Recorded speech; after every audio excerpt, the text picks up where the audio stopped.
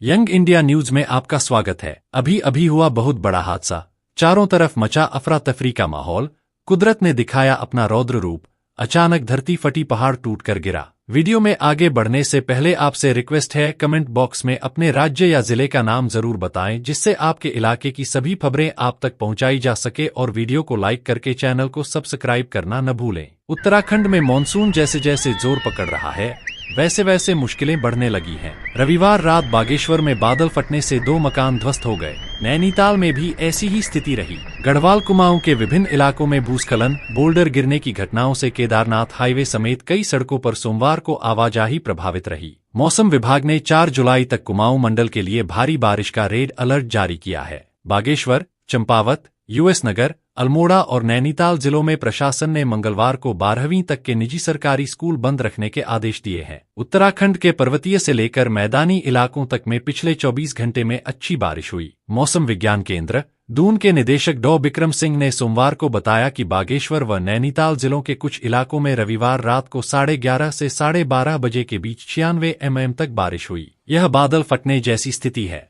मौसम विभाग के अनुसार प्रदेश में अगला एक सप्ताह बारिश के लिहाज से बहुत संवेदनशील है। कुमाऊं में 2 से 4 जुलाई तक बागेश्वर, नैनीताल, चंपावत, पिथौरागढ़ में भारी से बहुत भारी बारिश की आशंका है। इन क्षेत्रों के लिए रेड अलर्ट जारी किया गया है। गढ़वाल मंडल में ऑरेंज अलर्ट रहेगा। गढ़वाल में देहरादून, टिहरी, पौड़ी, हरिद्वार में भारी से भारी बारिश हो सकती है। 6 एवं 7 जुलाई को गढ़वाल मंडल में बारिश बढ़ने की संभावना है। डॉ सिंह ने कहा कि प्रदेश की नदियों का जलस्तर बढ़ने और भूस्खलन की आशंका है। ऐसे में पर्वतीय क्षेत्रों की गैर जरूरी यात्रा करने से परहेज करें। 1 बागेश्वर की कपकोट में 2 मकान ध्वस्त हो गए।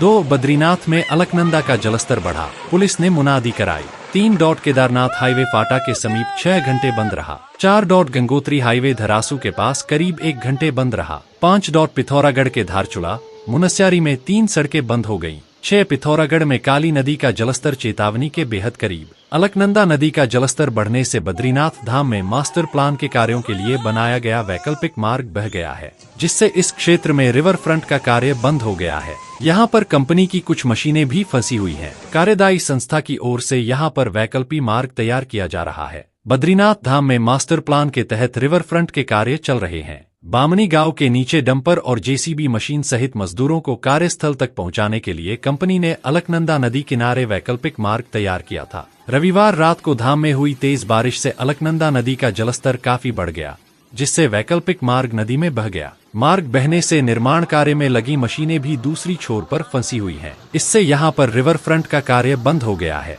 हालांकि दूसरी जगह पर कार्य जारी है। कार्यदायी संस्था गावर कंपनी के सीनियर मैनेजर रविंद्र सोडी ने बताया कि नदी किनारे जो वैकल्पिक मार्ग बनाया गया था वह बह गया है। दूसरी जगह से वैकल्पिक मार्ग तैयार किया जा रहा है, जिससे यहाँ पर रिवर फ्रंट का कार्य शुरू किया जा सके। बद्रीनाथ धाम में अलकनंदा का जलस्तर लगातार बढ़ रहा है। सोमवार दोपहर बाद नदी का जलस्तर खतरे के निशान से ऊपर पहुंच गया है। तप्तकुंड से मात्र 6 फीट नीचे पर नदी का पानी पहुंच गया है। इससे यहाँ नारद शिला और वाराह शिला पानी में डूब चुके हैं। पुलिस ने पूरे धाम में यात्रियों व स्थानीय लोगों को अनाउंस कराकर अलर्ट करा दिया है। साथ ही तप्तकुंड को भी खाली करा दिया गया है। ऊपरी क्षेत्रों में हो रही बारिश से पिछले कुछ दिनों से अलकनंदा नदी का जलस्तर लगातार बढ़ रहा है। सोमवार को बद्रीनाथ धाम में अलकनंदा नदी का जलस्तर तेजी से बढ़ने लगा। देखते ही देखते पानी तप्तकुंड के पास बहने लगा। शाम 6:30 बजे तक तप्तकुंड से मात्र 6 फीट नीचे पर अलकनंदा नदी बह रही है, जबकि सामान्य दिनों में अलकनंदा तप्तकुंड से करीब 15 फीट नीचे बहती है। नदी का जलस्तर बढ़ने के बाद पुलिस ने धाम में माइक से मुनादी कर लोगों से अपील की है कि वे नदी किनारे न जाएं। साथ ही तप्तकुंड को भी खाली करा दिया है। पुलिस की गाड़ी लगातार अनाउंस कर रही है। बद्रीनाथ कोतवाली प्रभारी नवनीत भंडारी ने बताया कि धाम में नदी का जलस्तर ज्यादा हो गया है। रात में पानी और बढ़ने की आशंका को देखते हुए तप्तकुंड को खाली करा दिया है। धाम में लगातार माइक से अनाउंस किया जा रहा है कि कोई भी नदी किनारे न जाए। उधर अलकनंदा नदी का जलस्तर बढ़ने से बद्रीनाथ धाम में मास्टर प्लान के कार्यों के लिए बनाया गया वैकल्पिक मार्ग बह गया है, जिससे इस क्षेत्र में रिवर फ्रंट का कार्य बंद हो गया है। यहाँ पर कंपनी की कुछ मशीनें भी फंसी हुई हैं। कार्यदायी संस्था की ओर से यहाँ पर वैकल्पिक मार्ग तैयार किया जा रहा है। कार्यदायी संस्था गावर कंपनी के सीनियर मैनेजर रविंद्र सोडी ने बताया कि नदी किनारे जो वैकल्पिक मार्ग बनाया गया था वह बह गया है। दूसरी जगह से वैकल्पिक मार्ग तैयार किया जा रहा है। जिससे यहां पर रिवर फ्रंट का कार्य शुरू किया जा सके। उत्तराखंड के हरिद्वार में शनिवार दोपहर भारी बारिश हुई, जिससे सूखी नदी में बाढ़ आने से कई कारें पानी के तेज बहाव में बह गईं।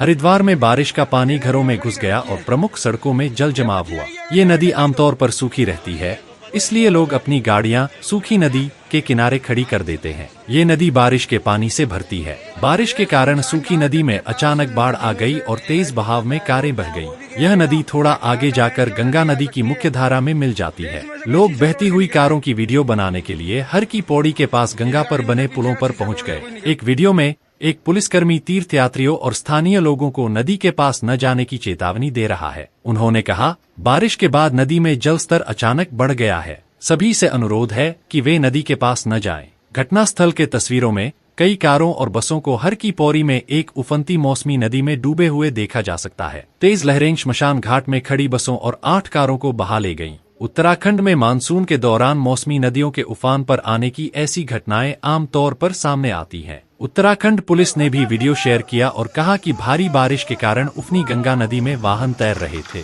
उन्होंने कहा, हरिद्वार में तेज बारिश से गंगा का जलस्तर बढ़ गया। कुछ लोगों ने अपने वाहन पार्किंग स्थलों के बजाय खड़खड़ी में सूखी नदी के आसपास पार्क किए थे, जो पानी के तेज बहाव से गंगा नदी में बहने लगे। घटना में कोई जनहानि नहीं हुई है। कृपया सभी अपने वाहन निर्धारित पार्किंग में ही पार्क करें।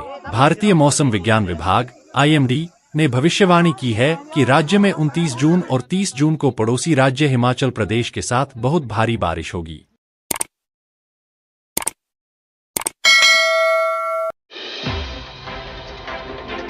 यंग इंडिया न्यूज में